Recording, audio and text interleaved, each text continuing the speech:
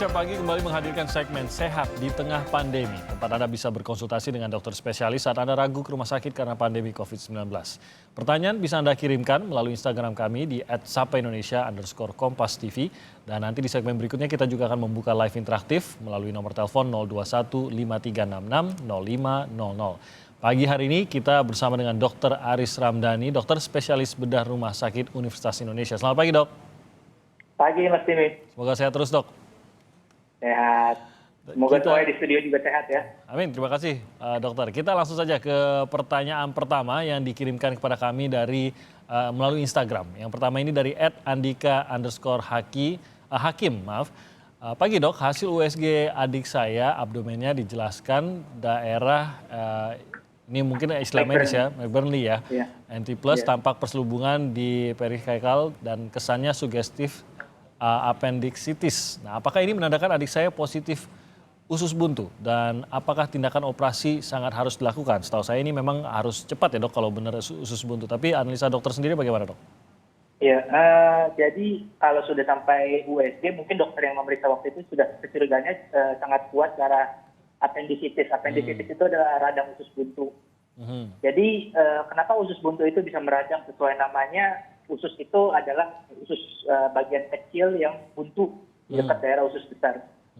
Nah, dia itu bisa tersumbat sehingga menyebabkan radang. Yang bisa menyebabkan sumbatannya itu biasanya satu karena pembesaran kelenjar getah bening di sekitar usus buntunya, atau karena ada kotoran yang mengeras sehingga masuk ke dalam usus buntunya sehingga menyumbat, yang biasanya dalam istilah medisnya kita sebut dengan appendicolit atau fecolit. Nah, pada keadaan appendicitis yang baru pertama kali terjadi dan tiba-tiba, namanya akut ya, appendicitis akut. Ketika pasien datang ke IGD, pasien sangat kesakitan, maka akan diberikan antibiotik dan anti nyeri sebelum misalnya untuk menuju ke arah operasi. Kemudian biasanya pasien akan mengeluhkan ya gejalanya mulai meringan. Di situ sama nih seperti ini, biasanya keluarga dan pasiennya jadi berpikir lagi, ini udah enakan kok, nggak perlu operasi nih kayaknya. Tapi kalaupun itu nanti gejalanya menghilang, itu akan menjadi suatu radang yang kronik. Jadi serangan nyerinya itu bisa timbul lagi. Di berbagai penelitian terbaru pun biasanya dalam 3 bulan pasiennya akan kembali lagi dan akhirnya ujung-ujungnya operasi juga. Jadi itu kondisi yang tidak bisa langsung hilang begitu atau tidak bisa dihilangkan sama sekali begitu ya dok? Betul, karena sumbatannya apalagi kalau pada orang dewasa umumnya disebabkan oleh sumbatan yang tadi, yang kotoran yang mengeras, sehingga sumbatannya akan tetap ada. Sehingga, nah, oleh karena itu ya lebih baik memang sebaiknya disarankan awalnya kita akan menyarankan untuk ini akan dioperasi. Tapi pasien kan tetap punya pilihan untuk, dok saya mau coba antibiotik dulu. Kalau nanti dokternya juga akan memberitahu risikonya bahwa ini bisa saja sembuh, bukan sembuh, nyerinya berkurang, tapi nyerinya bisa timbul lagi. Atau kemungkinan yang kedua, jika ini didiamkan dan antibiotiknya kurang sensitif terhadap kumannya tidak sensitif terhadap antibiotik tersebut, maka bisa saja terjadi appendicitisnya pecah atau perforasi sehingga mungkin ada isi nanah atau isi kotoran ke dalam rongga perut.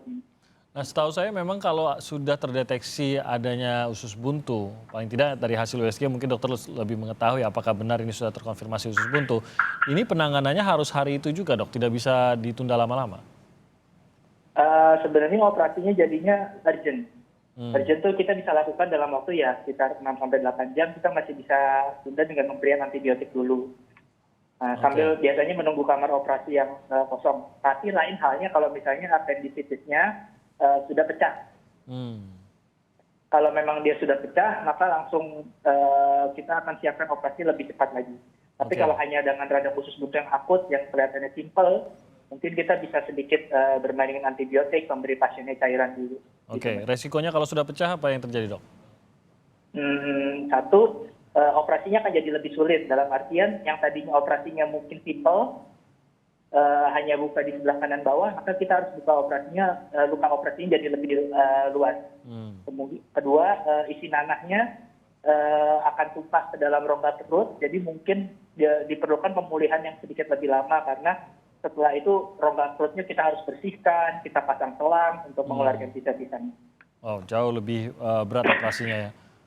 Betul. Oke, kita beralih ke pertanyaan berikutnya, Dok. Ini dari Riyandi Nugroho. Dok, saya habis operasi. Apa yang harus dilakukan supaya luka bekas jahitan tidak keluar darah dan nanah dan cepat kering? Oke. Ini pertanyaan yang cukup sering ya. Biasanya pasien-pasien setelah operasi akan menanyakan hal ini. Jadi pertama kita harus tahu dulu operasinya jenisnya apa. Operasinya jenisnya bersihkah atau kotorkah. Kalau misalnya operasinya kayak tadi usus buntu yang sudah pecah.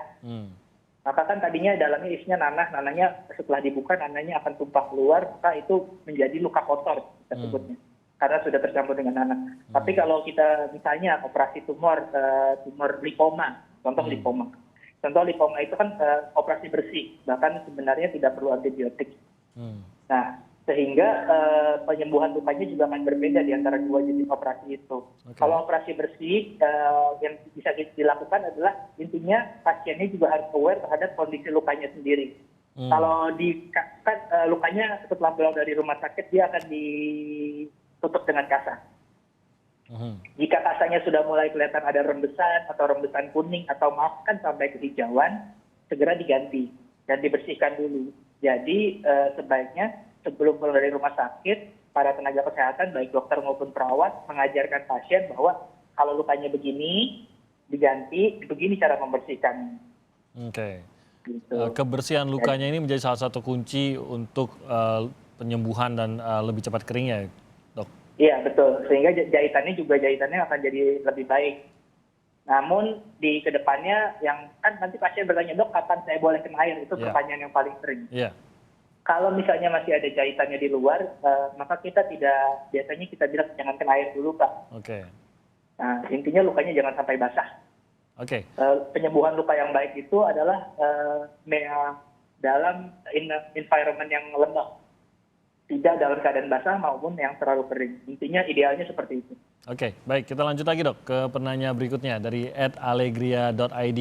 Dok, 1 bulan yang lalu saya baru saja operasi pemasangan gips pada tulang belikat. Sekarang di titik bekas operasi bengkak, padahal sebelum operasi tidak bengkak. Namun tidak berwarna merah dan bernanah. Apakah ini normal? Iya, ini tulang. Oke, ini kalau gips apa pen ya maksudnya ya? Ini soalnya kalau dia ceritakan sih gips sih, tidak dikatakan pen kalau di sini ya. Tapi mungkin lebih jelasnya. Tapi kalau jadi gini. Ini ada ini agak pertanyaannya agak membingungkan dalam artian kalau misalnya dia hanya dipasang gips di titik bekas operasinya bengkak atau di titik bekas patahnya bengkak, mungkin penyembuhan frakturnya masih terjadi sehingga dia agak sedikit membengkak atau masih ada tonjolan tulangnya. Nah, karena itu kan gips, kalau dengan gips dia tidak memasang pen sehingga dia reduksinya hanya dari luar, dia mengurangi segmen frakturnya hanya dari luar. Tapi kalau ini dalam kasus yang ini ditanyakan dia memasangnya pen, mungkin itu adalah segmen dari pennya yang berlebih, tidak merah dan tidak bernanah. Jadi itu sebenarnya kalau sudah dipasang pen masih normal. Tapi kalau kembali lagi tadi kalau yang hanya dipasang gips dan masih bengkak di daerah situ, mungkin harus kembali memeriksa diri ke dokter ortopedi. Baik. Dokter Aris, kita akan kembali lagi dan nanti kita akan mulai terima telepon dari pemirsa. Anda sudah bisa menghubungi kami mulai dari sekarang di nomor telepon 021 5366 0500. Kami akan segera kembali.